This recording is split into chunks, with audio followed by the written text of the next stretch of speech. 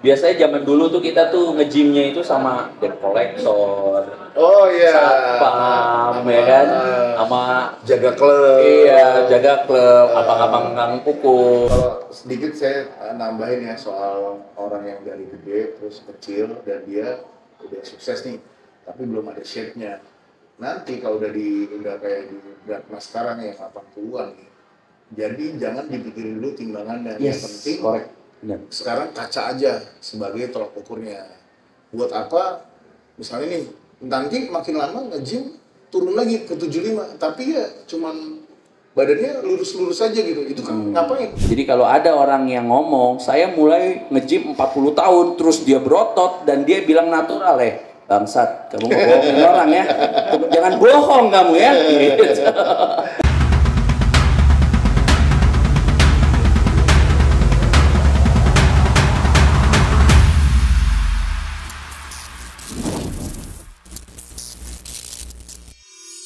Oke guys, balik lagi di Aji Strongman YouTube channel dan kita udah ada di X Gym. X Gym ini di Jalan Parangtritis. Bukan berarti dekat laut ya guys, jadi masih jauh tulisannya doang. Parangtritis gitu, ya bro. Lu tahu Parangtritis kan? Tahu gua. Tempat siapa? Ya gue tahu, tapi gue nggak pernah kesana, tapi gue tahu. Lu nggak pernah ketemu Nyai Roro Kidul? Enggak. Oh nggak pernah ya? Itu urban legend ya. Oke. Jadi gue cuma taunya jangan pakai baju hijau di situ. Ah kenapa? Digulung loh. Dibungkus. Dibungkus. Oke, guys, jadi kita di sini kumpul sama teman-teman dari X Gym. Kita mau ngobrol sama Mas Candi, mungkin disaksikan langsung oleh teman-teman yang mungkin member atau emang teman-teman yang lagi main di X Gym. Kita bisa ngomong soal fitness sendiri bro. Lu udah berapa tahun ya? Iya, lu berapa tahun kalau lu nge-gym? Wah, sekitar Awal nge-gym lu? 2010. Oh, lebih lama gua berarti ya? Ya, kan lebih tua lo. Oh, lebih tua, iya. Gua nge-gym 2001, 2002. Iya, dari SMP. Oke. SLB lulus SMP kan? Ya. Jadi gue SMP udah mulai nge-gym. Lu SMA ya? Lebih? Gua lulus SMA. Oh, gue SMA agak serius. Dan dulu gym pertama gue itu bukan gym kayak gini. Ini cukup fancy ya. Ini cukup fancy. Ini bisa dibilang kalau untuk standarnya udah masuk standar mega gym lah. Karena 1000 meter lebih. 1000 meter persegi. Ini berapa meter mas? Kalau seingat saya di 800 sih, belum sampai 1000. Oh jadi hampir ya? Oke. Hampir 1000, jadi bisa lah masuk kategori Mega mega gym. gym. Kalau butik gym kayak lu tuh, Di bawah 600 meter persegi lah. itu butik gym. Iya.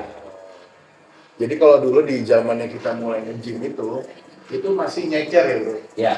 Gue nyeker dulu. Nge-gymnya nyeker dan alat-alatnya juga kalau udah masuk ke tahun-tahun sekarang itu udah mulai yang mungkin 80% mesin ya. Ya, mesin. Itu di dalam kalau lu lihat tadi hampir mesin semua. Mesin semua, lengkap juga. Nah, untuk standar dari mega gym sendiri itu biasanya di satu gym itu variasi alatnya itu bisa 4 sampai 5 variasi.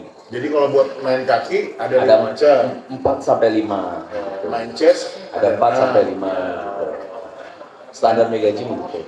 Bahkan untuk mesin main bicepnya itu ada 5 macam juga. Kalau untuk otot kecil beda. Untuk yang muscle otot besarnya itu biasanya 4 sampai 5. Kalau otot kecil biasanya 1 sampai 2 udah cukup. Oke. Dan dulu bedanya sama sekarang itu yang paling utama beda adalah soal suplemen bro. Iya, suplementasi.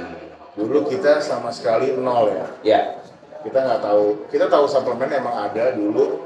Itu hanya didominasi dengan yang impor. yes, impor. Yang impor dan itu hanya satu dua orang yang impor Suplemen, importer suplemen masih sedikit sekali. Kalau bisa gue sebut berapa?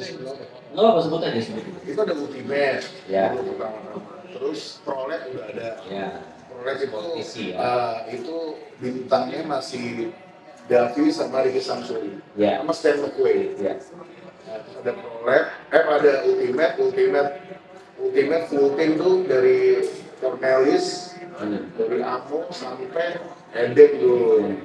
Udah dulu bahkan Denny belum ada ya?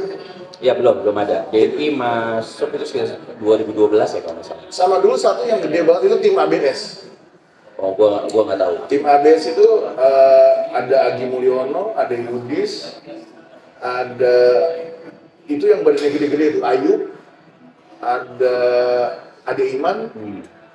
Jadi yang udah generasi 90 menuju tahun 2000-an. Lu Ade Iman tahu bro? Tahu, cuman gua nggak kenal. Oke. Itu daerahnya era old school ya. Iya, tapi bro, kalau gue bisa nambahin tadi, semakin berkembangnya industri fitness itu sebenarnya semakin minimnya itu kita harus meminimalisir mitosnya bro. Oke. Nah tadi ketika lo ada di luar, ya kan, ada di luar terus ketika lo masuk gym ini, lo bisa lihat dari era kita dulu pas kita lagi baru-baru nge-gym sampai sekarang perbedaannya itu jelas berbeda. Gym itu lebih berwarna. Biasanya zaman dulu tuh kita tuh nge-gymnya itu sama debt collector, Oh iya. satpam, ya kan, sama jaga klub. iya jaga klub, abang-abang kang pukul, ya kan. Abang kang pukul. Nah tapi ketika tadi lo masuk, ya kan lo masuk gym ini lo langsung nyolek gua ya kan. Banyak cewek-cewek udah pada nge-gym. Iya, dulu hampir ya kan? cewek itu Nggak ada bro. Dulu zaman dulu kalau kita nge-gym cewek masuk copot mata kita bro. Oh iya benar. Karena nggak ada ceweknya. Iya benar. Malah jadinya caper semua. Iya. Karena apa? Karena dulu masih banyak mitos cewek nge-gym jadi keker bro. Nah, iya benar. Nah sampai sekarang semakin industri fitness ini berkembang, cewek semakin masuk. Nah cewek yang masuk itu sebenarnya yang akan mengundang laki-laki juga untuk masuk ke gym. Kenapa sekarang cewek lebih banyak menurut lu? Ya karena mitosnya itu sudah sekarang kan era Sosmed. media sosial bro.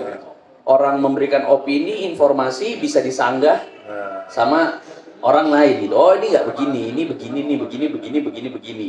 Tapi bro sebenarnya kalau untuk manfaat olahraga angkat beban, cewek itu sebenarnya luar biasa lebih diuntungkan dibandingkan laki-laki. Kenapa tuh? Karena cewek itu akan menopause bro. Nah sedangkan olahraga ketika perempuan ini menopause, dia akan kehilangan kepadatan massa tulangnya. Nah jadi perempuan itu akan gampang banget terkena osteoporosis dan osteoartritis. Nah, olahraga angkat beban akan menghambat itu. Gitu. Jadi walaupun dia sudah memasuki masa menopause, dia ini akan tetap memiliki tulang dan sendi yang kuat. Nah, sebenarnya hal-hal kayak gini bro yang harus digalakin nih. Karena apa? Ketika cewek banyak di gym, cowok akan masuk. Gitu loh. Kalau kita nyuruh cowok nge-gym, cewek bisa intimidasi nih. Anjir, ini cowok singletan semua nih. Ya kan? Tapi begitu banyaknya cewek datang ke gym, cewek-cewek pakai tali kecil. Lu demen kan? Kalau gua nggak demen, gua bohong. Loh iya, tadi lu udah nyolek-nyolek gua mulu soalnya. Gua nyolek Bang Hendra. Ya kan? Nah, ketika banyak cewek-cewek yang cantik-cantik, seksi-seksi masuk ke gym, itu otomatis laki-laki akan mengikutinya, bro. Oke, tapi sedikit gue sanggah dulu ya. Oke. Sebenarnya kalau gue lihat trennya itu cewek masuk ke lebih berkembang di dunia fitness gitu. Pertama mungkin karena cewek itu tahu dengan medsos ya. Sebenarnya cewek yang proporsional atau cantik itu kayak gimana? Jadi ada benchmarknya dari luar negeri model-modelnya. Oh iya. Jadi dia kan ngeliat nih, oh jadi ternyata gini nih cowok suka ya, oh seksi ya gitu. Iya. Ya karena kalau sekarang dia bisa melihat itu bro. Kalau dulu di majalah-majalah fitness, cewek kan pada begini semua bro. Mbak Sita semua. Mukanya kan pada kereng-kereng tuh. Bejakun, cewek fitness zaman dulu kan yang cewek bencong. Ya gitu. Yang keluar di majalah dulu kan seperti itu bro, bener kan? Sebenarnya nggak gitu, gitu. Nah, apalagi manfaat yang seperti tadi gue bilang, manfaat olahraga angkat beban untuk cewek itu luar biasa. Salah satunya itu kepadatan tulang dan anti aging bro. Itu. Tapi sekarang mungkin banyak juga cewek yang udah mulai nge-gym, bahkan lebih serius ngangkat beban. Tahu kalau cewek itu untuk ada ototnya susah. Sulit, sulit. Hampir ibaratnya nggak bisa lah untuk dia benar-benar kelihatan Berotot. muskuler kalau body fatnya dia masih di atas Tinggi. 12%. Sedangkan cewek untuk di bawah 12% atau menyentuh angka 12%, Perjuangannya gila. perjuangannya itu luar biasa. Nggak semua cewek bisa. Berarti cewek sama cowok effortnya lebih tinggi cewek. Yes, lebih tinggi cewek. Makanya cewek tuh nggak usah takut berotot, men. Gitu. Cowok aja mau ada ototnya susah. Susah, setengah mati, ya kan? Iya. Kecuali Iya. Leo. Iya, benar. Leo makin bulan makin gede. Iya, karena makan warung stick tadi banyak. Oh, iya. Ah. Jadi gitu ya, jadi perkembangan emang industrinya makin maju dan makin open minded cewek-ceweknya. Yes. Dan di situ juga tahu kalau cewek badan bagus itu ternyata punya nilai lebih. Oh iya, pasti dong, pasti. Iya. Kalau itu pasti. Dan untuk perkembangan suplemen lagi nih, kita balik ngomong suplemen. nah. Kalau sebenarnya ada nggak menurut lo suplemen yang nggak penting dikonsumsi oleh cewek? Banyak, Apa? banyak. Waduh, kalau ngomongin suplemen, Kan kita nggak sebut merek. oke. Gue cuma pegang doang. Oke nih, cewek nih. Menurut gua cewek itu ya suplemen basic lah ya, kreatin itu boleh, sangat baik banget. Jangan berpikir orang pakai kreatin itu jadi gemuk, enggak. Memang akan ada peningkatan Air. berat badan, timbangannya ya, akan meningkatkan timbangan sekitar 1 sampai 2 kilo instan. Jadi ketika dia minum kreatin 1 sampai 2 atau 3 hari itu akan naik berat badannya. Cuman bukan berarti itu tuh jadi gemuk, itu cuman kenaikan massa air. Jadi ketika kreatin itu kita konsumsi, tubuh kita akan berbicara, mengirimkan sinyal kalau kita harus minum lebih banyak karena dia membutuhkan itu. Nah, makanya akan menjadi naik 1 sampai 2 kilo. Cuman kreatin itu suplemen basic yang sangat dibutuhkan dengan dosis maksimal, menurut saya maksimal 5 gram per hari. Gitu. Jadi sebenarnya cewek nggak perlu takut ya. Nggak perlu takut konsumsi kreatin. Ya basicnya sebenarnya basic suplemen untuk olahraga angkat beban. Performance itu memang basicnya itu kreatin. Nanti kalau udah mau ke compete atau ke ranah profesional yang lain, baru deh bisa mengkonsumsi yang lain.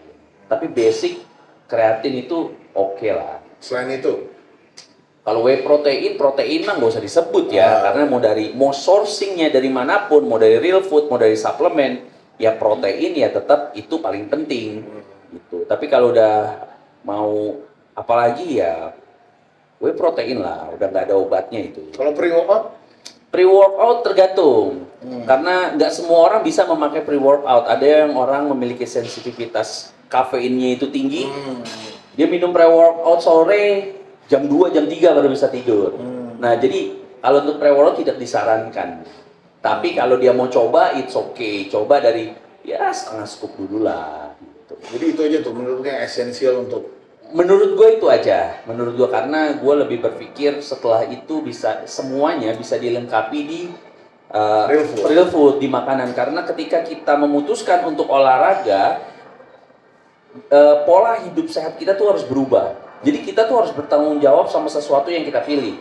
Gue mau memilih olahraga nih, kita nggak bisa. Gue mau olahraganya aja, gitu. Olahraganya aja, makannya bodo amat, tidurnya bodo amat, nggak bisa. Nggak bisa. Jadi bener-bener harus pola hidupnya berubah. Baru take and give-nya baru bener-bener bisa diterima.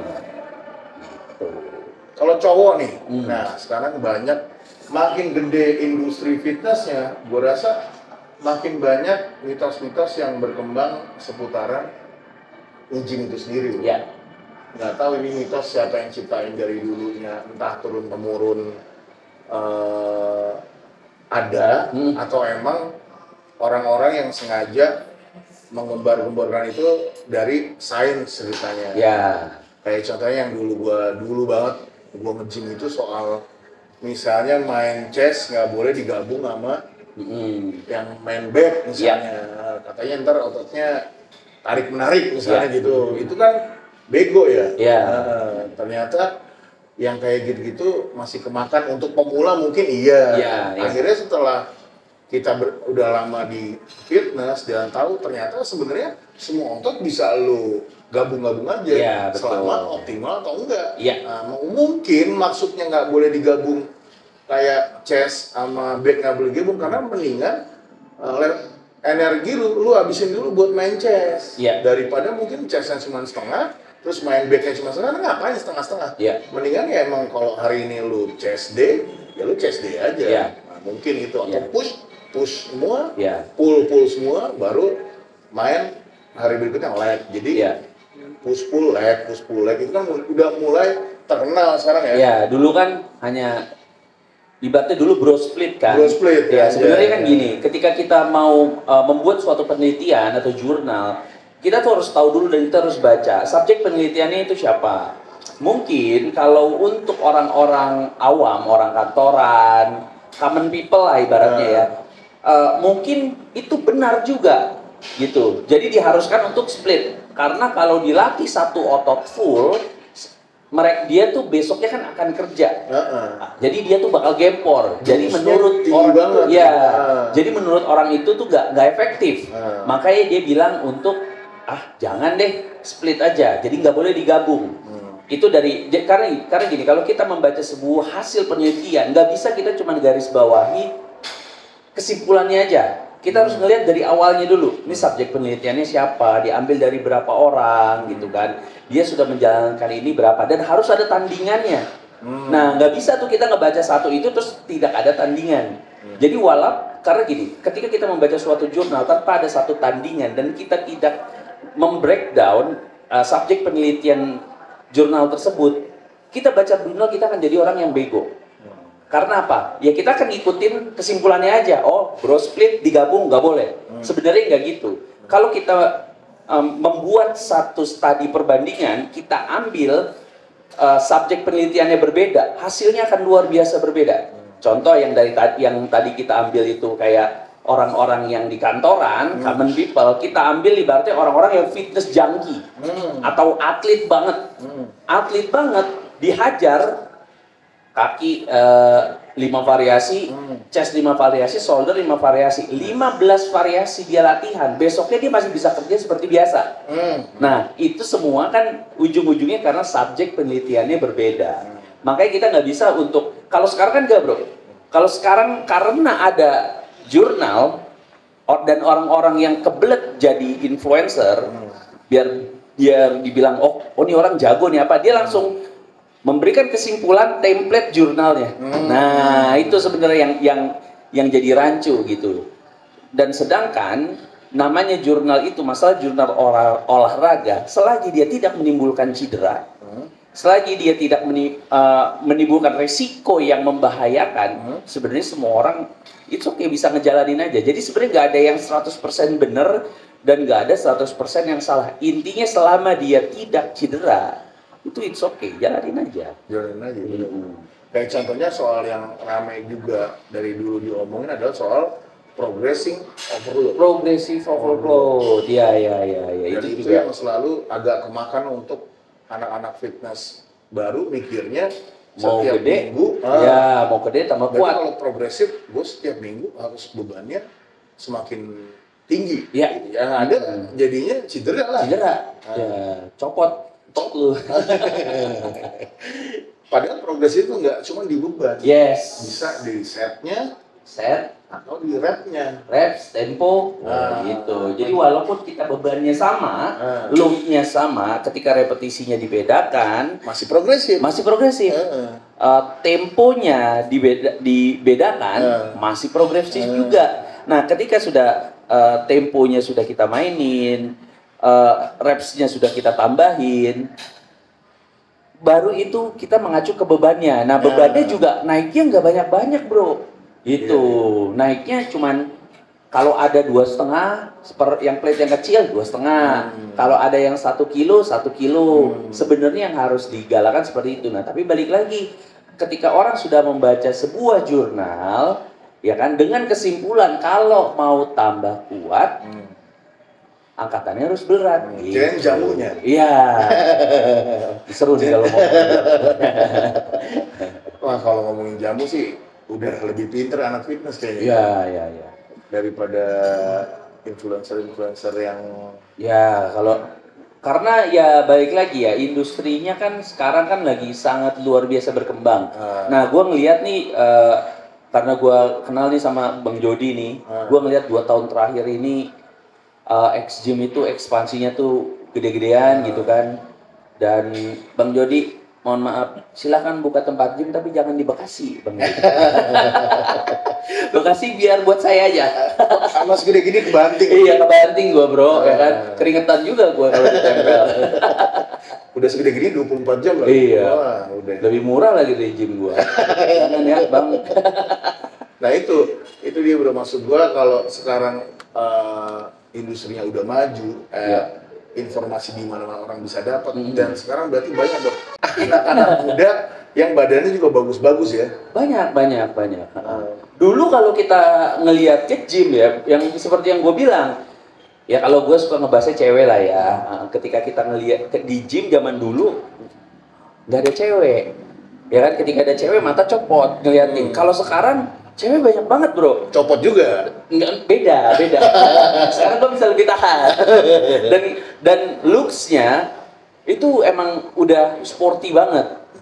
Nah itu memang udah berbeda eranya gitu. Jadi sekarang gym itu nggak cuma untuk cowok, nggak cuma untuk maskulinitas, untuk perempuan juga butuh itu. Dan mungkin kalau di gym yang kayak gini, yang udah proper, terus ditambah dia nyambung ke ada lounge-nya, nyambung lagi ke restoran, itu kayak orang mungkin setengah hari bisa habis waktu di sini ya. Iya. Lu nongkrong, lu janjian sama temen-temen lu di sini, latihan bareng, habis latihan lu main dulu, misalnya kardio dulu, habis itu lu makan bareng, itu udah kayak lu ngabisin waktu sehari-hari lu ya di gym. Yang penting saya nyari waktu habis, badannya jadi ya. Bener. Makanya kalau ke gym jangan ke makannya dulu, nge-gym dulu. Kalau mau ke restonya pilihnya yang makannya yang oke-oke lah gitu. Nah, ini gimana nih kalau lu lihat nih bro? Kalau orang yang emang anak-anak fitness sekarang nih, ini anak-anak muda kan badan bagus-bagus. Mereka pasti dong udah badan bagus mau apa lagi kalau nggak ikut kompetisi.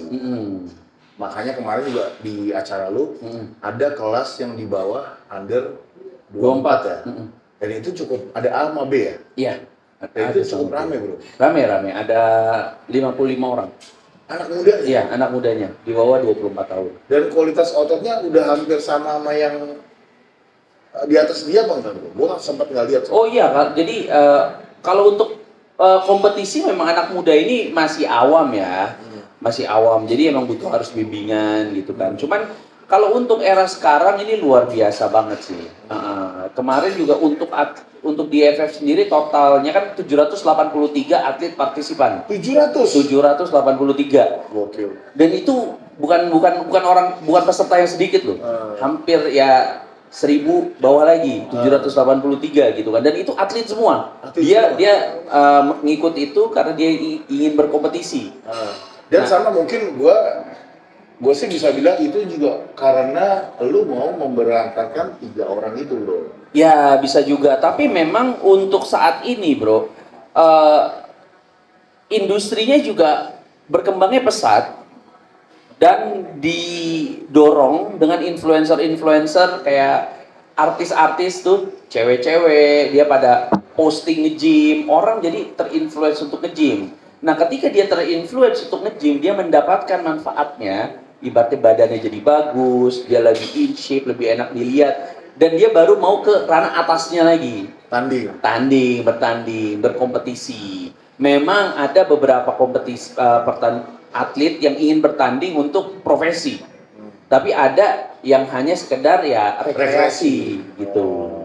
Jadi intinya semua ketika industrinya naik, didorong dengan perkembangan media sosial juga, ya pasti peminatnya akan terus naik. Makanya semakin kesini pertandingan fitness dan olahraga rekreasi akan terus meningkat. Iya, jadi emang mungkin ini kalau dibilang udah mulai sepi body contest, akhirnya ya enggak juga ya. Enggak. Yang siap badannya juga banyak. Ya, benar.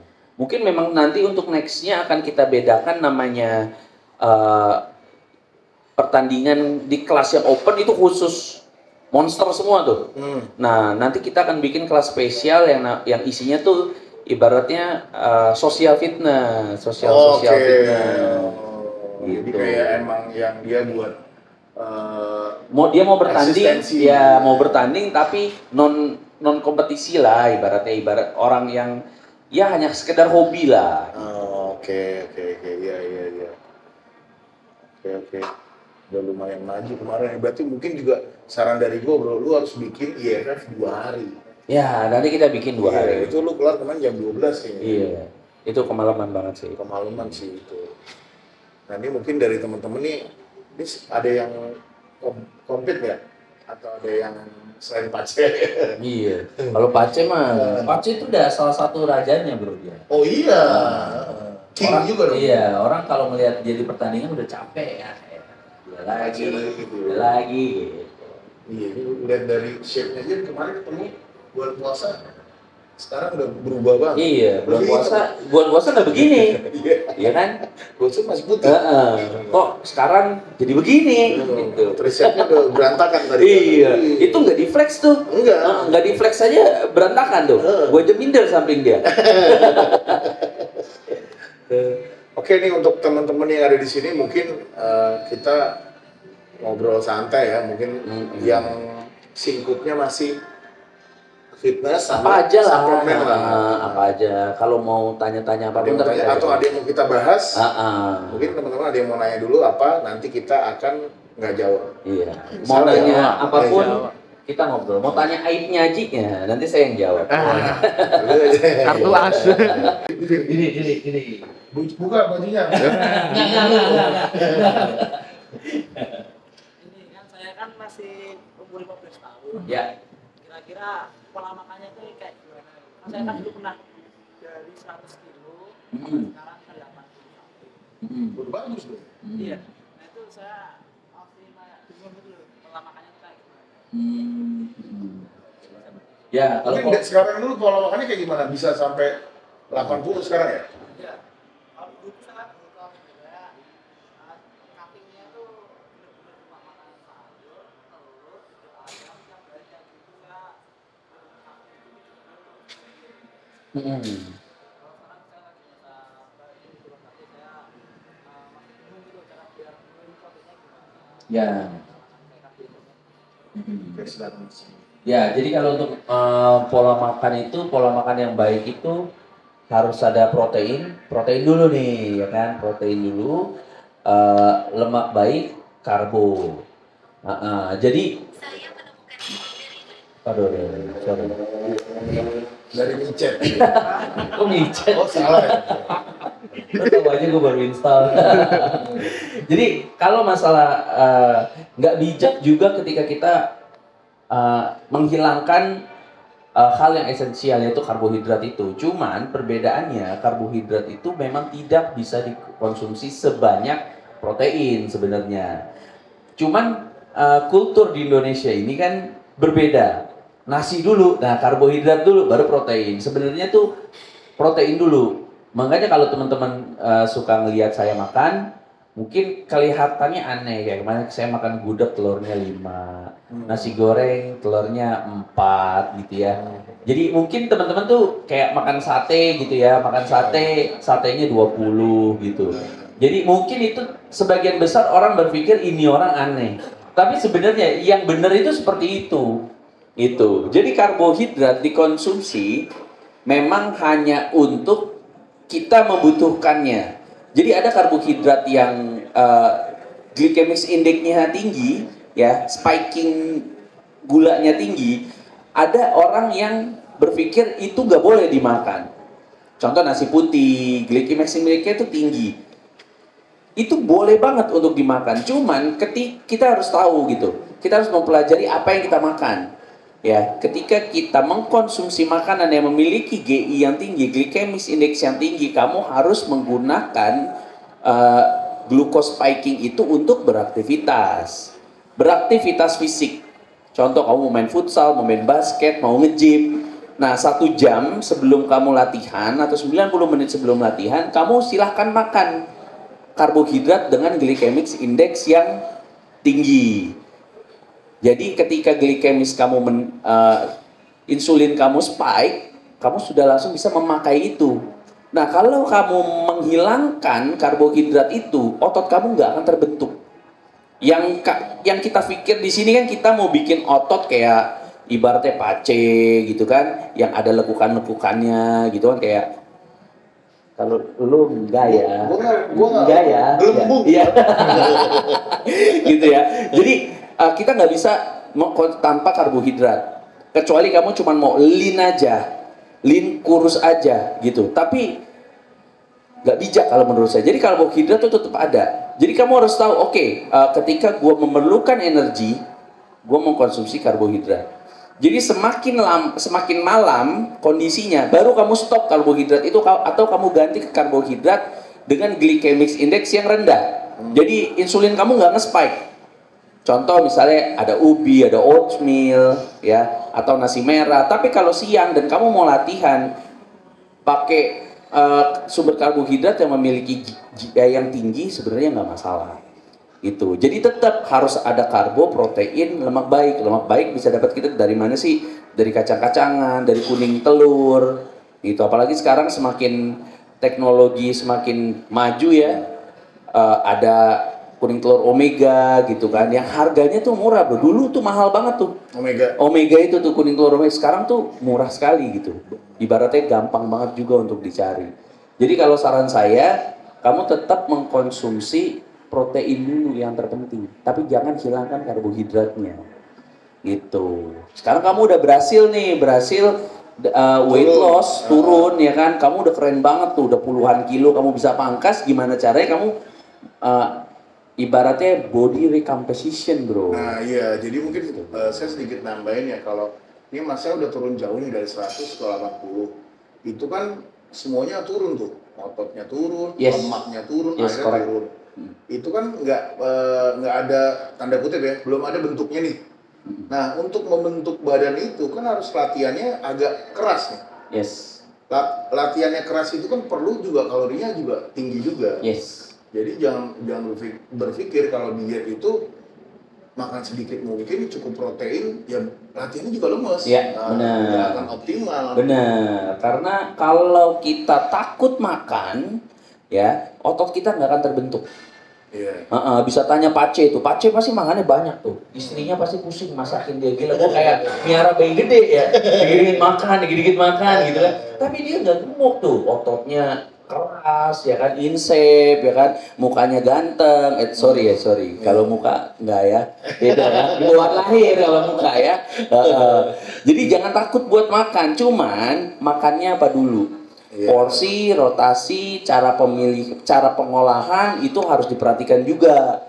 Gitu. Kita harus tahu nih, oh kalau dada ayam, oh proteinnya besar sekali, proteinnya besar, kalorinya itu lebih rendah.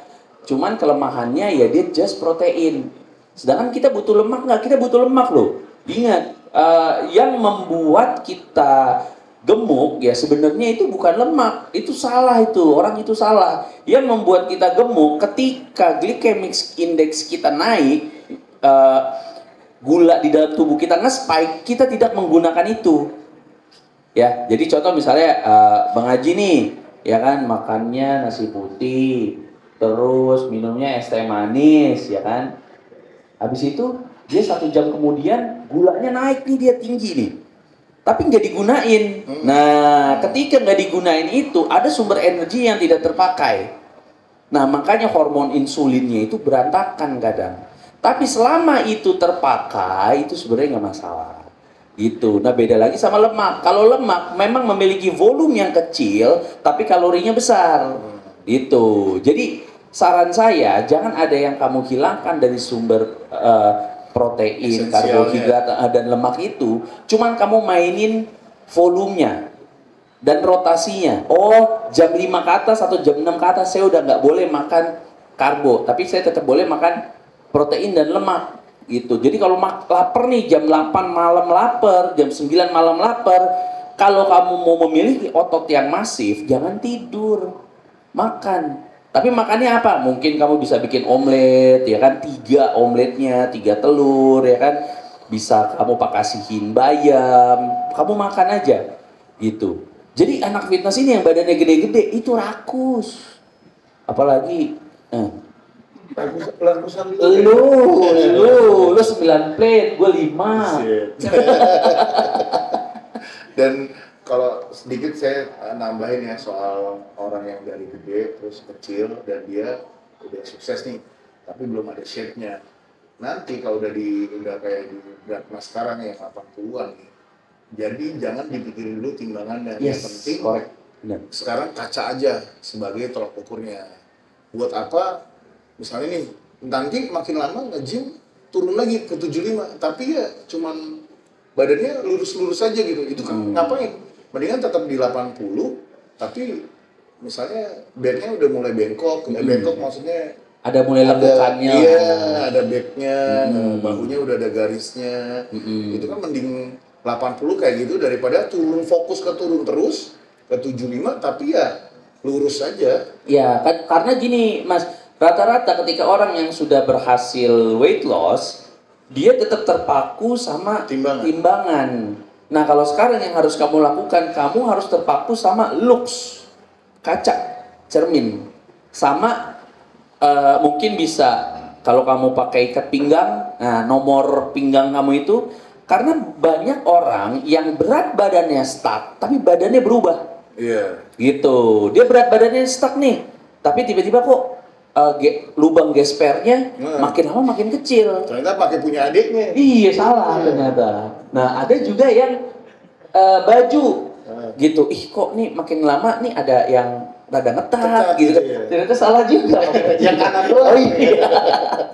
Gitu. Jadi hal-hal seperti itu tuh harus diperhatikan. Iya. Gitu. Ada lagi nggak kira-kira atau udah belum jelas? Oke. Ya. Berdiri lah. Oh, berdiri Mas, saya nggak bisa lihat soalnya. Namanya Kristo Arfian, Bang. Oke. Mau tanya soal apa selain ribut ya. Ya. Kan ada yang penting juga namanya esensial itu ya. Selain kan ada program baru di GAA itu ya, selain di CAA ya, katanya lebih penting itu buat apa? Kalau yang bukan yang suplemen itu, katanya kalau ya esensial itu bisa didapat di telur ya. Iya. Katanya saya pernah dengar.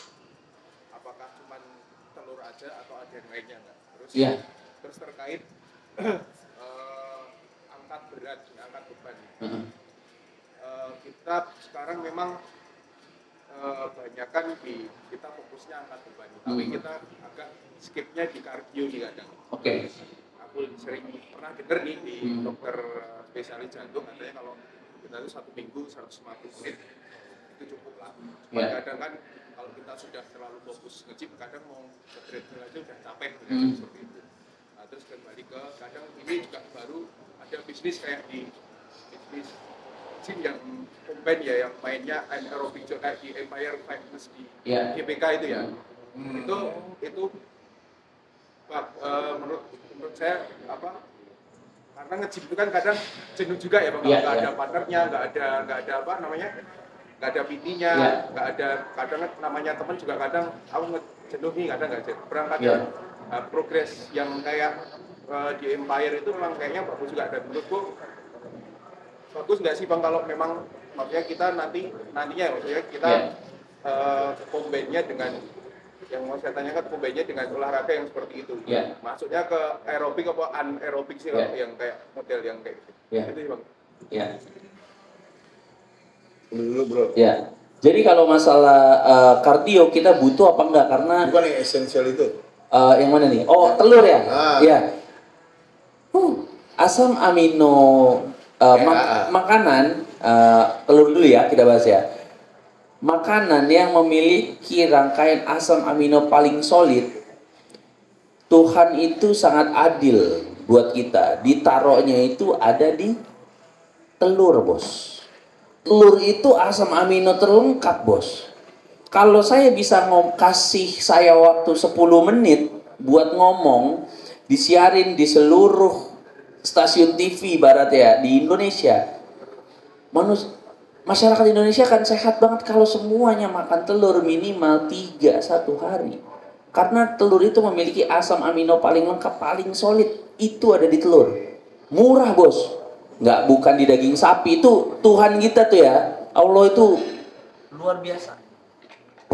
Luar biasa baiknya. Karena ngasihnya itu adanya di telur.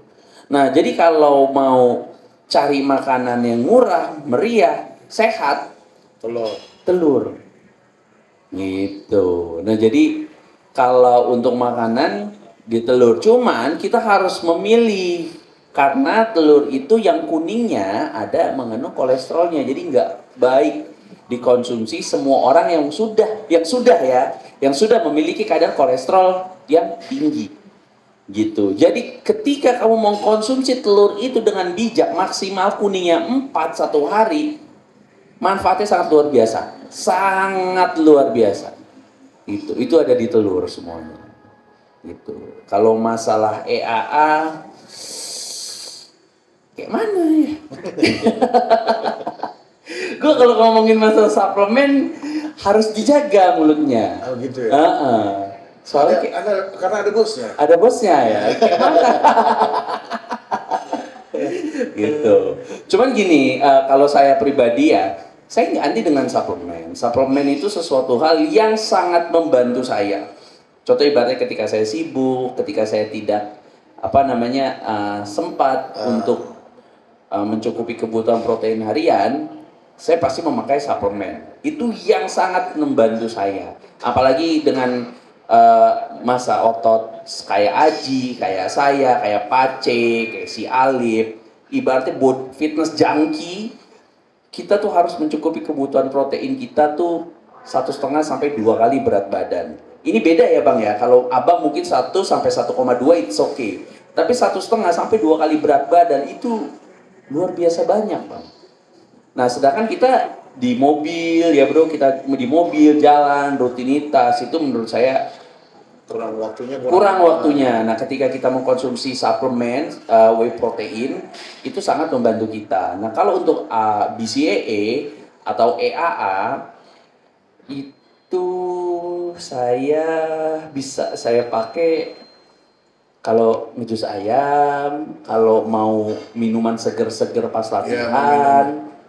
Mungkin gitu. lebih ke kalau EAA itu hanya sebagai bisa jadi penambah minum lebih banyak aja. Ya. Jadi kalau gym minumnya banyak nih, ya dibantu sama EAA itu. Ya. Lebih segar, menyegarkan. Beberapa EAA itu ada elektrolytnya ya. Ya. Dan sangat bermanfaat. Cuman kalau salahnya seperti ini nih. Kadang teman-teman fitness mania selalu mengcompare suplementasi dengan real food. Ya. Itu nggak bisa, itu nggak akan bisa kalau abang mengcompare EAA atau BCAA dengan real food, nggak akan bisa bang, nggak akan bisa karena peruntukannya suplementasi untuk melengkapi, bukan mengganti. Itu salah satu kekeliruan yang luar biasa di Indonesia. Nah, tukang-tukang suplemen yang jablay suplemen yang kayak tai ini kan berpikir kalau suplemen ini bisa untuk lo kalau jablay suplemen jangan ke situ, kayak sini aja. Belakang. Gitu. Dia ingin mensihir otak-otak teman-teman fitness mania ini suplementasi bisa mengganti posisi real food. Makanya yang selalu saya bilang goblok. Gitu, karena nggak akan bisa. Lo mau didebat seperti apapun, nggak akan bisa. Gitu. Makanya kalau untuk abang, EAA kita pakai ya bro ya. Kalau kita ngomong di podcast atau apa, kita minumnya minuman BCAA, EAA gitu kan. Apalagi sekarang rasanya enak-enak gitu kan. Ya itu it's okay, nggak masalah. Tapi mungkin juga banyak yang memelintir dan iklannya tuh akhirnya otot nggak nyusut. Ya untuk kalau kamu takut otot kamu menyusut, pakai Anavar. Iya betul. Kalau enggak Anadrol. Iya, itu baru iklan yang benar. Iya itu baru goblok kalau percaya. Gitu. Jadi emang suplemen itu jangan sampai kita dibuat ketergantungan juga, Yes. tapi suplemen itu tidak membohongi juga. Iya, benar. Gunanya sangat banyak. Cuman kita harus benar-benar mempergunakan itu ya sebenar-benarnya kalau untuk masalah suplementasi. Nah, kalau untuk masalah olahraga, Bro, latihan tadi gimana, Bro? Mungkin kalau dari saya itu Empire itu dia semi fungsional kayaknya ya, yang di Gelora ya, di GBK ya. Jadi dia ada grupnya, Bro. Jadi biasanya 20 orang disuruh melakukan gerakan yang sama, habis itu diakhiri dengan kardio kayaknya ya, keliling GBK gitu. Itu sebenarnya lebih ke, kalau menurut saya itu games, latihan Masuknya ke olahraga permainan. Permainan, lebih ke kardionya gitu. Cuman mungkin untuk kalau ngomongin, kalau dibandingkan dengan nge-gym itu sendiri, nge-gym itu lebih ke build shape gitu. Ya, tapi untuk yang olahraga permainan seperti CrossFit atau yang tadi yang disebut sama Masnya itu, untuk in shape memang bisa. Untuk in shape memang bisa, tapi tidak bisa untuk build muscle. Build muscle yang kita omongin itu build muscle atletis ya, atletis ibaratnya untuk orang-orang yang bodybuilder wannabe lah. Tapi khusus ketika cuman maunya in shape aja, it's okay tuh. Bisa. Nggak masalah, bisa. Nah, perbedaannya sama hypertrophy. Nah, hypertrophy kan yang banyak orang bilang hypertrophy ini membosankan. Membosankan karena tidak tahu manfaatnya. Jadi, untuk olahraga permainan khususnya tidak akan bisa membuat tulang kita sekuat olahraga angkat beban yang tipe hypertrophy. Itu. Kalau dibilang olahraga angkat beban, nge-gym itu nggak ngelatih kardio, itu sebenarnya nggak juga. Tulang kita akan kuat. Kalau kayak kemarin tuh saya latihan sama si Sam, ketika saya habis ngangkat, saya selalu megang ini. Kalau nggak megang ini. Karena kalau kita ngangkat beban yang tepat, pasti langsung jantung kita langsung duf gitu. Kalau kita mengangkat beban yang terlalu ringan, explosive heart rate kita nggak akan naik. Kayak biasa aja. Nah, makanya ketika ketika hypertrophy ini dijalankan dengan tepat, itu sebenarnya olahraga yang paling sempurna. Gitu. Karena apa? Dia sudah melatih tulang, ya, sudah melatih kardio, sudah melatih otot, ya. Dan ketika heart rate kita naik instan sekitar 110 sampai 120 per detik, itu growth hormone kita tuh udah terangsang. Gitu. Nah, jadi kita masuk ke, kalau hypertrophy benar-benar dijalankan dengan benar, ini masuknya ke high interval training, intensive training. Gitu. Cuman mungkin Masnya kan kurang memperhatikan. Bebannya mungkin pemilihannya terlalu ringan. Gitu. Nah, coba makanya kalau Mas lagi bawa jam, kalau habis ini dipegang kepalanya di sini, di atas telinga, itu pulse kita akan terasa tuh. Nah, dihitung, Mas. Dihitung 1 menit itu berapa kali push? 1, 2, 3, oke, 1, 2, 3 gitu. Kalau udah masuk di atas 100, itu Mas sudah memasuki zona fat burning zone-nya Mas. Kardionya otomatis terlatih tanpa Mas sadari.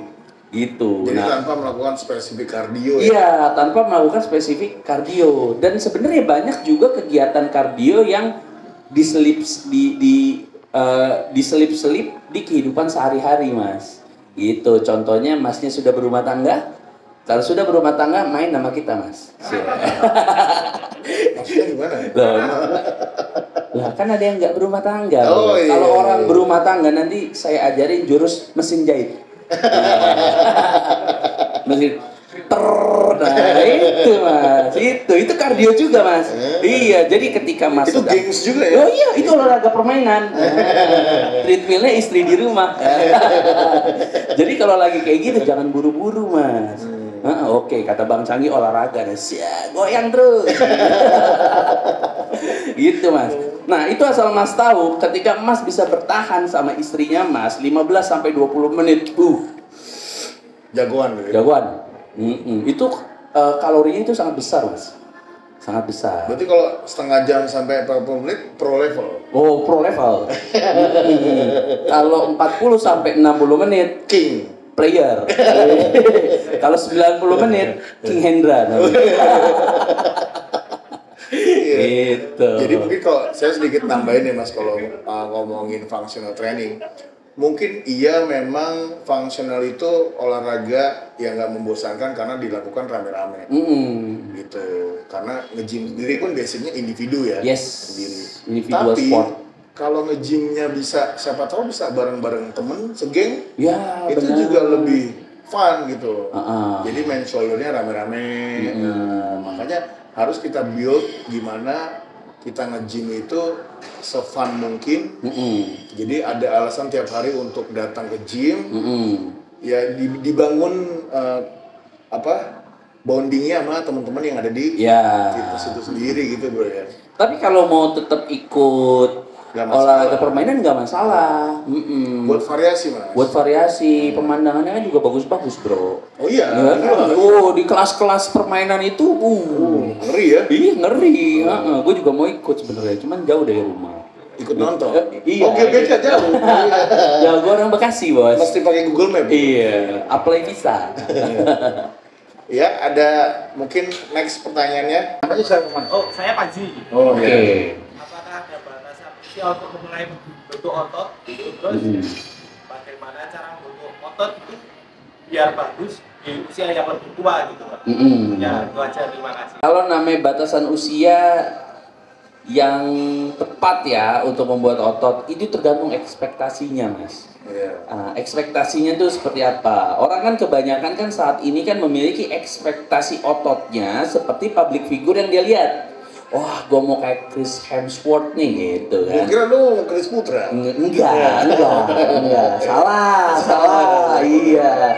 Ada kalau mau kayak Deddy Corbuzier nih, kan sekarang kan kayak gitu. Nah itu balik lagi semua ke masalah ekspektasi umurnya itu dan keadaan basic fisik orang ini sendiri.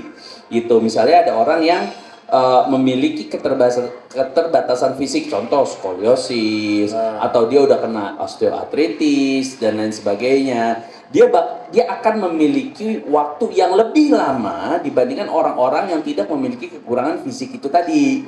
Gitu. Balik lagi ke ekspektasinya. Dan untuk masalah memulai, jadi memang mas ada studinya, ini sorry to say aja, di umur 30 ke atas emang testosteron kita itu akan menurun 1 sampai maksimal 2%. Nah, ketika dia sudah mulai menurun 1 sampai 2% itu tidak akan bisa di-booster hanya dengan latihan beban. Itu. Jadi mau nggak mau ekspektasinya diturunkan. Ya, ibaratnya oke lah gue udah nggak ngejar otot nih karena gue udah umur 40 ibaratnya. Yang harus gue kejar nih apa nih? Tulang gue harus lebih kuat, kualitas hidup tuh harus lebih meningkat. Nah itu lebih masuk akal dibandingkan umur 40 nih pertama kali nge-gym badannya masih segini, mau juara IFF misalnya. Kan mau badannya kayak ini misalnya kayak Iget, gue mau nyebut Chris Hemsworth lagi nanti lo bahasanya Chris Putra lagi. Lu suka mancing-mancing sih. Iya, kalau misalnya umur 40 mau kayak Iget mungkin. Iya mungkin. Cuman kan untuk dari segi naturalnya nggak dapet mas. Mas kalau ngomong sama kita ini mohon maaf ya mas, nggak ada filternya kadang mas. Saya juga takut. Jadi ya memang begini mas. Jadi ekspektasinya itu harus ibaratnya harus bener-bener kita tuh sejauh apalah ibaratnya gimana gue mau ngomong tahu diri takut dia marah gitu. Jadi kalau untuk 35 cari sehat nggak masalah mas. Tapi kalau mas pengen mempunyai badan layaknya seorang atlet bodybuilder, farmasi pasti bermain. Itu pasti mas harus konsultasi ke dokter androlog. Jadi di booster testosteronnya. Itu tangki testosteronnya di booster dengan menggunakan sintetis yang layaknya seperti punya manusia. Itu karena ya memang studinya seperti itu mas. Jadi kalau ada orang yang ngomong saya mulai nge-gym 40 tahun terus dia berotot dan dia bilang natural bangsat, kamu bohongin orang ya. Jangan bohong kamu ya. Gitu. Karena emang ekspektasi itu yang kadang dijual oleh abang-abangan. Iya, kadang ekspektasinya begitu bang. Jadi dia ngomong natural ya kan. Abang natural sampai gondrong pun juga nggak akan gede-gede bang. Kalau udah 35 ke atas. Direkam Rio ya. Gitu. Jadi itu bang. Cuman kalau untuk manfaat kesehatan untuk hidup yang lebih baik, contoh ketika abang angkat beban memulai di umur 30 atau 35 tahun, tulang abang pasti lebih kuat. Nah, dan untuk dari segi kalau abang sudah berumah tangga, untuk dari segi sex performance itu luar biasa bang. Abang nanti saya ajarin jurus mesin jahit itu tadi. Saya orangnya kalau masalah itu suka berbagi, gitu. Itu masih sangat bisa. Dan untuk anti aging, looks abang akan lebih ganteng bang. Itu bisa bang. Itu bisa, gitu. Jadi masih banyak manfaat lain yang sebenarnya bisa didapat ketika abang memulai gym di atas umur 35 tahun. Gak cuma otot. Gak cuma otot. Iya, banyak fungsinya selain otot sih ya. Bener, cuman sekarang kan yang dijualnya, yang digalakin itu ototnya. Karena semua orang nggak mungkin bang laki-laki nggak mau berotot, itu nggak mungkin. Itu. Sebenarnya kalau menjaga otot biar nggak, kalau makin tua makin hilang gitu, kempes gitu. Kalau kayak gua nih bro ya, gua ini makin tua, gua justru malah latihan gue agak makin berat. Oke. Selain gue senang ngangkat berat, tapi entah kenapa gue feel pumpnya kalau nge-gym, kalau angkatannya bebannya agak berat, pumpnya makin tinggi rasanya gitu. Kalau itu memang pasti. Gimana ada tension, di situ akan ada pump. Jadi kalau untuk menjaganya dan supaya bisa latihannya sekeras umur masih 30-an awal misalnya, ya itu tinggal makanannya disamain aja. Yes. Di kayak dulu zaman masih 30 awal nih, dulu kayak gimana ya diulangin lagi aja gitu. Karena gini, kalau masalah untuk looks bentuk badan itu bukan di jago-jagoan latihan mas, bukan. Looks bentuk badan itu 1000% itu ada di makanan. Semakin masnya konsisten mengatur pola makannya, looks-nya akan menunjukkan progres itu. Jadi itu nggak akan ketukar. Jadi kalau ada yang ibaratnya teman-teman PT di sini ya, yang Mas saya udah makan seperti apa yang Mas kasih, ya kan? Latihan seperti apa yang Mas kasih, kok badan saya gini-gini aja. Balik lagi, tunjuk dia, goblok, kamu jangan bohongin saya ya. Kamu bohong karena apa? Kalau masalah berat badan, bentuk badan itu ada dimakan. Bukan di jago-jagoan latihan. Karena banyak juga personal trainer yang badannya tidak menunjukkan personal trainer. Karena apa? Habit makannya dia tidak seperti personal trainer. Itu. Jadi kalau mau ngejaga itu semua harus ada di pola makan. Ya, jadi Mas harus konsisten. Gitu, pola makannya harus benar. Dan jangan lupa mas, kadang kesalahan orang tuh yang mau memiliki otot, dia berpikir latihan sekeras-kerasnya tanpa jeda istirahat. Itu jangan salah tuh mas, otot kita terbentuk saat kita tidur mas. Itu pendek dan tinggi, latihannya pun juga sama. Jadi intinya emas itu nggak perlu template untuk menyusun satu program latihan. Nggak usah template mas. Jadi ketika masnya mau latihan dada, masnya tinggal cari alat untuk dada. Jadi nggak harus alat yang di sini aja, gitu. Jadi nggak harus template. Karena gini, intinya itu sebenarnya simpel sederhananya. Ketika kita mau melatih otot, harus ada tension. Harus ada tensionnya di situ. Jadi bukan alatnya harus mid mesin, bukan alatnya harus pack fly, bukan. Harus panatan. Iya gitu. Enggak. Jadi yang penting harus ada tensionnya. Tension itu alat kita tinggal cari. Alat-alat ibaratnya masnya mau main dada. Alat-alat yang tensionnya ada di dada tuh apa aja biasanya? Semua alat yang mendorong biasanya tuh tensionnya ada di dada mas. Gitu. Jadi mas tinggal cari aja. Gitu. Jadi nggak harus template, nggak harus sama. Gitu. Dan biasanya kalau ngomongin soal leverage orang beda-beda, kayaknya mendingan lebih banyak mas itu pakai yang free weight daripada machine. Gitu. Barbell, dumbbell itu the best sih. Ya. Untuk orang-orang yang punya leverage beda. Iya. Saya mau melanjutkan pertanyaan yang pertama tadi. Oke. Siap. Jadi gini, yang saya maksud tuh misalnya contoh leg press gitu. Itu kan leg press kan ada kemiringannya, itu kan iya. yang bisa diatur ke sana, terus ada yang bisa sampai mundur banget. Nah itu kan tiap orang kan beda-beda kan tiap orang. Nah itu tuh yang saya maksud tuh gimana tuh cara apa namanya setupnya kan misalnya bagi saya, terus bagi misalnya yang orang pendek misalnya siapa gitu, orang lain lagi kan pasti kan beda lagi kan. Nah itu setupnya itu seperti apa? Iya. Oh iya, kalau untuk masalah setup itu Mas gunakan setup Mas sendiri. Mas cobain, Mas kulik. Enak nggak nih? Jadi gini, di setiap gerakan itu cuma ada 2 A dan B. Jadi ketika Mas ada di titik A, titik start, ya, dan di titik finish, ya, Mas tuh tinggal cari enaknya di mana. Angle-nya. Gitu. Jadi Mas itu ya harus cari settingan Mas sendiri. Jadi setiap gym misalnya, karena beda alat, beda merek, itu derajatnya itu berbeda. Gitu. Jadi ya Mas harus cari sendiri. Gitu. Kemiringannya, sudut kemiringannya yang kalau Mas misalnya pakai kurang enak nih di sini, Mas bisa setting lagi sampai benar-benar Mas ngerasa enak. Kalau Mas ngerasa enak ya, bukan Mas ngelihat orang lain gitu. Paling kalau saya nambahin sedikit, kalau soal ini ngomongin leg press kan, mungkin ilmu dasarnya gini kalau leg press, kalau kakinya rapat, itu untuk sweep paha luar misalnya.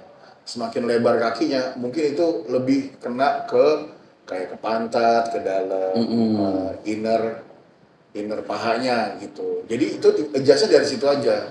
Mas mau kakinya lebar, ya itu mungkin hamstring atau pantatnya yang lebih dominan. Kalau kakinya agak makin rapat lagi, itu kuat tricepsnya yang dominan. Itu aja. Nah nanti dari situ Mas bisa adjust. Iya, karena namanya otot ya Mas ya. Semakin derajatnya itu berubah, tensionnya juga akan semakin berubah. Iya. Gitu. Jadi intinya Mas cari sendiri aja. Gitu. Ngulik sendiri. Oke, yang kedua? Yang kedua, oke. Ini sebelumnya sorry kalau misalnya di luar fitness and health ya mungkin, tapi ada kaitannya memang dengan gym ya. Ini kan untuk saya sendiri ya, saya itu kan mengalami salah satu bantalan lower back-nya itu ada yang apa ya istilahnya ngomongnya, ada yang rusak. Nah, sehingga dia tuh kayak menusuk sarafnya itu hingga ke hamstring. Gara-gara apa? Itu saya juga kurang ngerti, tapi waktu itu saya sempat ke dokter waktu itu kemungkinan dia dokternya ini ngomong apa namanya, kamu pola habit kamu makan bagaimana, pola kamu tidur bagaimana, kemudian kamu deadliftnya berapa gitu, squatnya berapa gitu. Dan kemudian dari dokter itu dia bilang, oh kamu jangan deadlift berat-berat ya, kamu jangan squat berat-berat ya kalau udah kondisi kayak gini gitu. Nah terus apa namanya, akhirnya kan menjalar sedikit di hamstring. Nah itu exercise yang kira-kira Bang Canggi sama Bang Aji rekomendasikan itu apa kira-kira selain backup extension? Kan kalau di rumah kan bisa backup extension di kasur ya.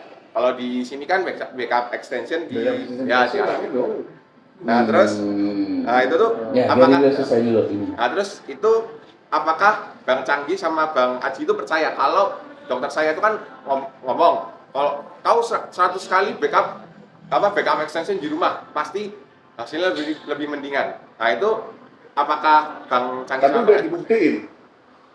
belum sebenarnya. Biar selesai dulu. Nah, terus abis ini lu pasti suruh gue yang jawab masih karena ada lagi. pertanyaannya susah, gue tahu. Masih ada lagi ya. Terus saya itu juga mempunyai skoliosis di upper back 13 derajat dan di lower back itu 17 derajat. Jadi apa ya? Kira-kira ya itu tadi exercise intinya itu pada akhirnya itu intinya adalah apa exercise yang direkomendasikan selain backup extension. Kalau untuk skoliosisnya udah pernah di-adjust? Sudah pernah maksudnya? Udah pernah dibawa ke kayak ke chiropractor? Chiropractor pernah, bahkan saya sudah ketiga dokter sekaligus di ini sebenarnya Nggak apa-apa. Oke, pertama saya sebut ya. Yang pertama saya ke dokter Carlos Siagian. Jakarta. Dokter Carlos Siagian ini berkata, Nah, itu dokter apa? Bukan ke dokter kulit kan? spesialis bukan. Oh, bukan. Soalnya banyak sekarang anak fitness konsultasi ke dokter kulit. Itu. Ya. Iya, jadi harus bener dulu nih konsultasi ke dokter mana. Dokter spine. Oke. Waktu itu di Siloam Kebun Jeruk Jakarta. Oke. Dia bilang apa? dia bilang katanya, oh ini skoliosis normal kok, katanya kamu tinggal berenang saja gitu. Tapi waktu itu karena saya masih kurang percaya waktu itu sama dokter Carlos Siagian, akhirnya saya pindah dokter lagi waktu itu. Pindah dokter lagi kalau Bang Aji sama Bang Zaki tahu namanya dokter Henry Suendra. Oh iya, ya. Oke, dokter Henry Suendra itu bilang kalau saya itu katanya kena hipokondriasis namanya. Jadi beliau tuh berkata kalau saya itu overthinking gitu. Padahal ini sebenarnya tuh nggak apa-apa kok skoliosisnya. Oke, berarti sudah ada 2 dokter. Jadi begini, sorry saya potong, Masnya boleh duduk dulu. Apa lo mau coba jawab? Apa? Lo mau jawab? Lah kan yang motong lu. Oh, gue lempar dulu ke lu. Lo mau jawab nggak? Enggak, gue mau dengerin dulu. Oh, oke. Masih ada lagi, Bro. Oh, masih belum beres. Oke. Ada satu pendapat lagi dari dokter namanya Adam Mulyono namanya di RSA UGM. Saya ingat banget waktu ini dokter yang tadi saya bilang sebelumnya ya tadi ya. Itu dia bilang ini saya MRI lower backmu. Ini ternyata didapatkan loh bahwa itu tuh bantalan lower back salah satunya ada yang rusak dan kemudian dia menusuk saraf akhirnya makanya hamstringmu agak sedikit berasa gitu. Nah, si dokter Adam Mulyono ini kaget kenapa kok si dokter Carlos Siagian sama dokter Henry Suendra ini tidak ngomong ke saya soal kenapa nggak di MRI dulu loh sebelumnya? Iya, kalau itu masalah diagnosis. Jadi setiap dokter itu memiliki cara sendiri untuk mengidentifikasi keluhan dari pasiennya. Nah, jadi kalau menurut yang saya dapat, Masnya ini sebenarnya kalau untuk skoliosisnya itu balik lagi 2 dokter tadi yang Mas sebutkan itu dokter yang bisa dipercaya dan bukan kaleng-kaleng lah ibaratnya. Berarti sebenarnya bisa saya tarik kesimpulan untuk dari skoliosisnya itu sebenarnya menurut saya nggak masalah. Yang bermasalah itu di bantalan lower back yang tadi. Cuman kan gini, torasik dan lumbar, torasik itu atas, ya lumbar itu kan bawah. Kita itu nggak tahu, torasik dan lumbar itu kan tulang yang saling bertumpuk.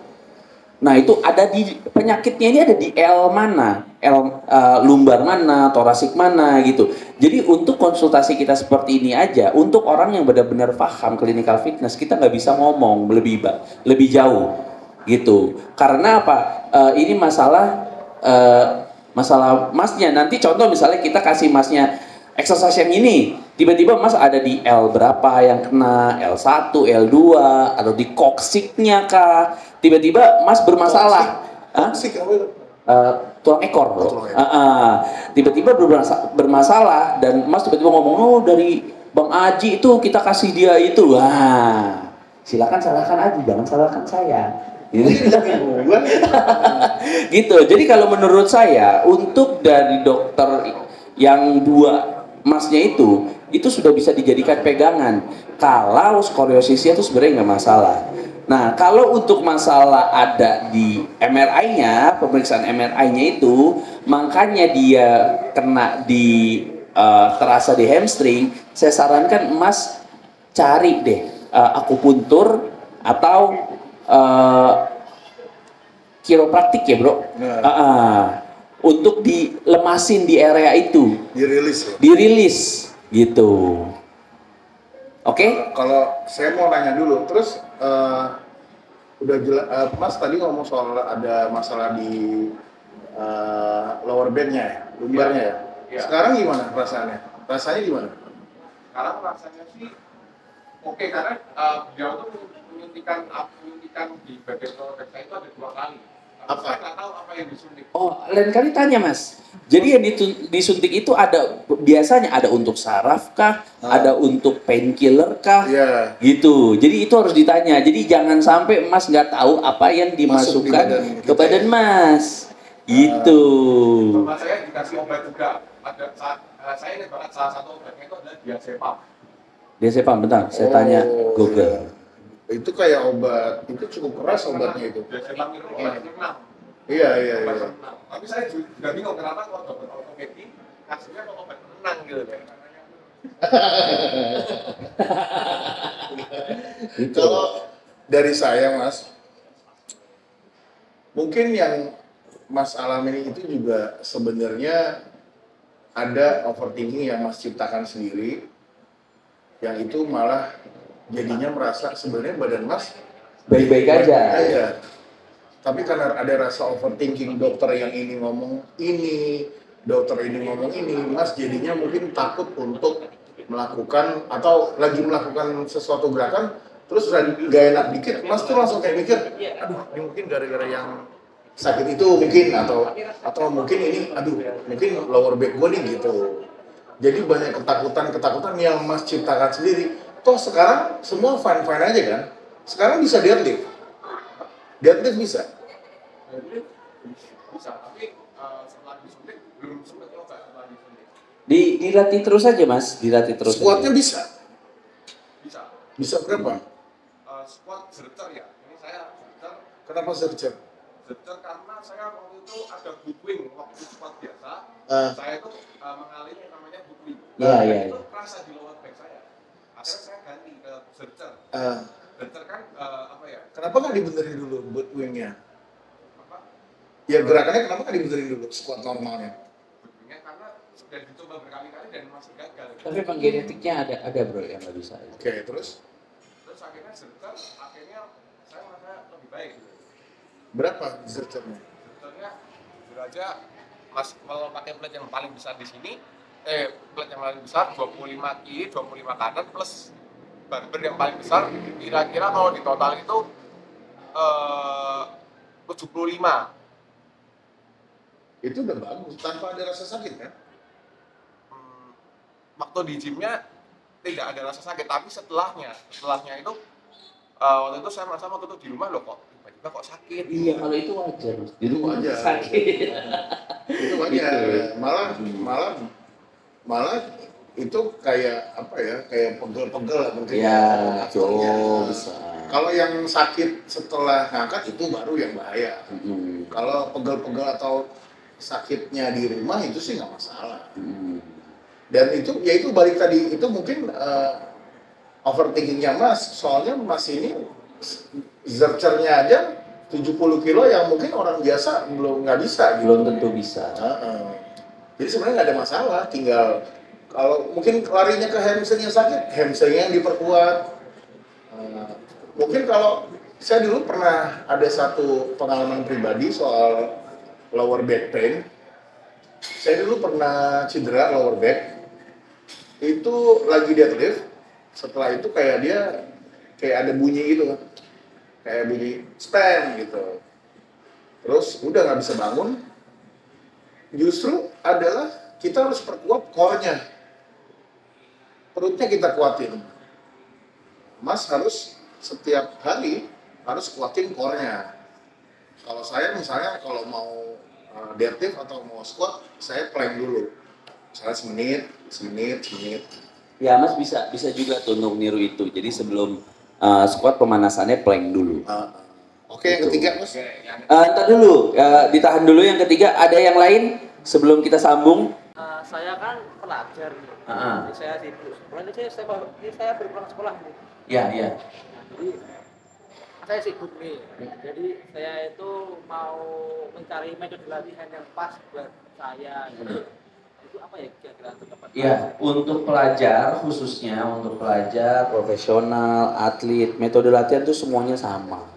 Nggak ada yang berbeda. Squat khusus pelajar nggak ada Mas. Semua sama, squat ya squat. Intinya gini, ketika Mas datang ke gym ya, langsung taruh HP-nya Mas. Taruh HP-nya, terus atur rest between set-nya. Jadi 90 menit Mas ugal-ugalan di sini. Metode latihan semua bebas. Yang penting minimal satu otot besar itu 4 variasi dengan 4 set. Rata-rata di 12 sampai 15 repetisi. Gitu. Jadi mau pelajar sekalipun, mau pro atlet sekalipun itu sebenarnya sama. Gitu. Nggak ada yang berbeda. Mungkin kalau atlet-atlet yang pro itu biasanya latihannya jauh lebih panjang, variasinya tuh jauh lebih banyak. Cuman kalau untuk basic 4 variasi otot besar dengan 4 set dengan repetisi 12 sampai 15. Gitu. Jadi Masnya mau latihan apa nih? Mau latihan apa nih? Ayo kita kulik bareng-bareng nih programnya nih. Saya mau latihan dada. Mau latihan back. Di sini ada 8 stack. Kan ada nih 8 stack jungle station, mainin aja semua. Semua gerakan menarik Mas mainin. Ini kita ngomongin masalah basic ya. Basic ya. Semua gerakan menarik Mas mainin. Tarik, tarik. Itu mainin. Terus Mas ganti handle-nya. Itu ada yang close grip, ada yang wide grip, Mas ganti. Sampai Mas mendapatkan 4 variasi untuk otot besar itu. Bisa mungkin seated cable row, ya, 2 variasi, bisa untuk pull down 2 variasi, dan ditutup sama otot kecil. Mungkin bisa main bicep 2 variasi. Gitu. Habis itu Mas pulang, concernnya dimakan. Simple, sederhana, begitu aja untuk latihan. Gitu. Kalau Mas mau lebih serius lagi, lebih profesional lagi, bisa hire Pace itu sebagai personal trainer. Gitu. Berapa Pace per sesi? Silakan nego di belakang panggung ya. Gitu. Jadi pilih salah satu aja. Mas nggak akan tepar, nggak akan lemes karena Mas masih punya cadangan energi, yaitu lemaknya. Gitu. Oke? Berarti apa setiap harinya tidak harus sama berarti ya? Oh enggak, iya dikreasikan aja Mas, santai aja. Kita kan mau hidup sehat seumur hidup, nggak cuman sebulan, 2 bulan ya kan, atau 1 semester, enggak. Kita kan mau kayak gini seumur hidup. Jadi Mas itu harus benar-benar bersahabat lah sama real foodnya. Itu. Ada lagi yang lain? Udah jam berapa nih bro? Lu udah mau 8:30 bro. Kayaknya kita mau nge-gym bro. Bener nggak sih? Iya, silakan. Kok silakan? Ya, silakan mau nge-gym. Apa mau satu pertanyaan lagi? Satu lagi lah ya. Udah, oke. Satu lagi deh. Tapi lu yang jawab ya, apapun pertanyaannya ya. Ya, saya pilih dulu dari 4 dari 5 ini. Ya. Berarti saya ke toilet dulu Mas sebentar ya. Saya nggak usah nunggu saya, karena ini Aji yang menjawab. Saya mau ke toilet dulu. Oke, jadi ini sorry aja nih, ini aku ngomongnya di luar fitness and health lagi ya. Iya. Tapi masih ada kaitannya dengan gym. Oke. Yaitu tentang istirahat gitu ya. Iya. Istirahat. Menurut Bang Aji sendiri, itu Bang Aji itu apakah percaya kalau misalnya kita tidur itu pokoknya harus jam 10 malam, harus di bawah jam 10 malam.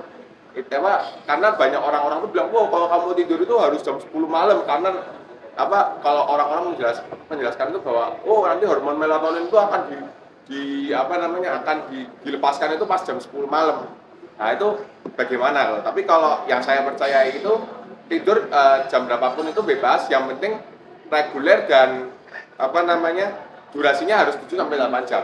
Nah, kalau menurut Bang Aji itu bagaimana? Itu apakah mitos itu benar atau tidak? Harus bahwa kalau tidur harus jam 10. Oke, ini menurut point of view saya ya. Kalau kita ngomongin soal istirahat, soal tidur, itu masuknya ke esensial seperti halnya makan.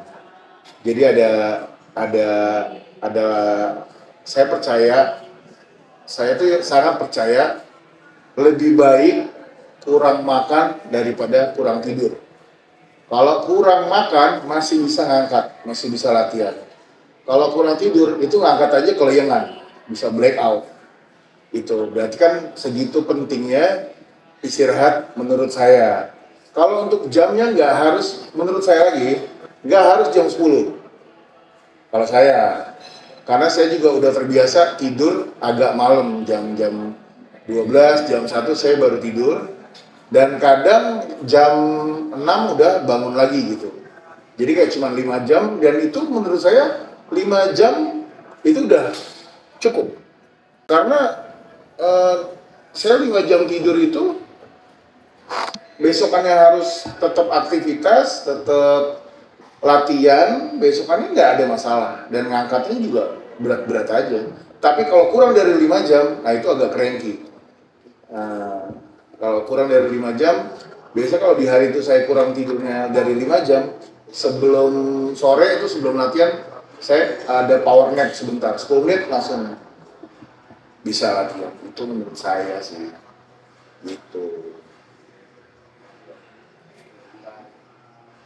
Iya, siap. Oke, kawan-kawan. Kita mau latihan nih, guys ya. Latihan apa kira-kira Mas Sanggi? Kita main chess ya, bro. Boleh, boleh. Kita mau main chess di dalam karena di X Gym bentar lagi tutup ya? Tutup. Jam 9 ya? Jam 10. Oh iya iya oke. Jadi masih ada sejam untuk main. Oke guys.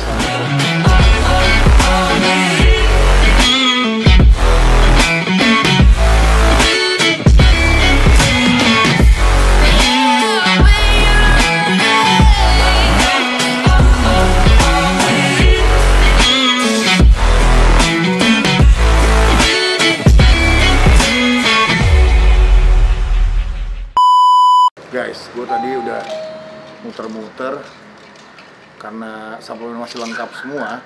Tapi gue nemukan satu yang lucu adalah ini shaker 1 liter guys. Jadi kayaknya pas buat gue tuh. Getting Big namanya, ya dari Profus. Ini pas banget shaker 1 liter itu. Kalau gue bisa 3 scoop, 4 scoop, jadi nggak gitu penuh. Mau dibawa juga enak. Oke, let's go.